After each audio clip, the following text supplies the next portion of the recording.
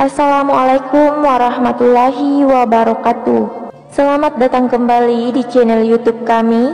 Semoga kita selalu diberi kesehatan, umur yang panjang, rezeki yang mengalir deras, serta segala urusan dipermudah oleh Allah Subhanahu wa Ta'ala. Amin, amin ya Rabbal Alamin. Surah Al-Ikhlas hanya terdiri dari 4 ayat.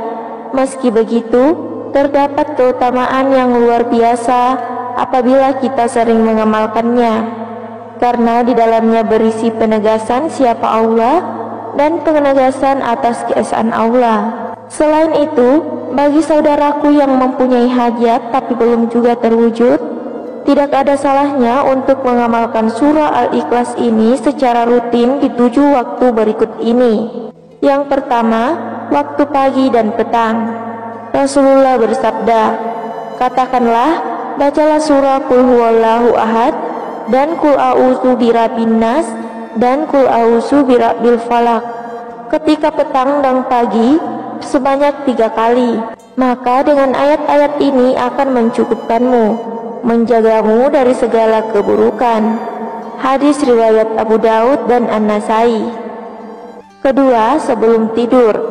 Dari Aisyah radhiyallahu anha pernah mengatakan bahwa Nabi Shallallahu alaihi wasallam ketika berada di tempat tidur di setiap malam, beliau mengumpulkan kedua telapak tangannya, lalu kedua telapak tangan tersebut ditiup dan dibacakan. Ketiga, ketika ingin meruqyah. Dari Aisyah radhiyallahu anha, ia berkata, apabila Rasulullah Shallallahu alaihi wasallam hendak tidur, beliau akan meniupkan ke telapak tangannya sambil membaca surah Al-Ikhlas, surah An-Nas, dan Al-Falaq. Kemudian beliau mengusapkan ke wajahnya dan seluruh tubuhnya. Keempat, wirid sesudah sholat. Dalam hadis yang diriwayatkan oleh An-Nasai, pernah diceritakan bahwa Rasulullah memerintahkan padaku untuk membaca muawwidzat di akhir sholat atau sesudah salam. Hadis riwayat An-Nasai dan Abu Daud. Kelima, ketika mengerjakan sholat sunnah fajar. Dalam hadis yang pernah diriwayatkan oleh Ibnu Khuzaimah, ia berkata bahwa Rasulullah pernah bersabda, sebaik-baik surah yang dibaca ketika 2 rakaat qobliyah subuh adalah surah Al-Ikhlas dan surah Al-Kafirun. Keenam, dibaca ketika mengerjakan sholat sunnah ba'diyah maghrib. Ketujuh, ketika mengerjakan sholat witir. Imam Ahmad pernah meriwayatkan bahwa Nabi Shallallahu alaihi wasallam membaca pada rakaat pertama surah Al-A'la, pada rakaat kedua surah Al-Kafirun, dan pada rakaat ketiga surah Al-Ikhlas dan surah Al-Falaq dan surah An-Nas. Hadis riwayat Ahmad, Tirmidzi, dan An-Nasai.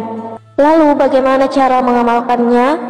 Apabila kita mempunyai hajat yang selama ini mungkin belum terwujud, cobalah untuk merutinkan membaca 3 kali saja surah Al-Ikhlas ini di waktu pagi, di waktu petang, sebelum tidur, setelah sholat wajib yang didahului dengan zikir terlebih dahulu, dan setelah sholat sunnah lainnya. Kerjakan secara istiqomah, tetap berbaik sangka kepada Allah, dan fokuskan hanya untuk mendapatkan ridho dari Allah Subhanahu wa Ta'ala.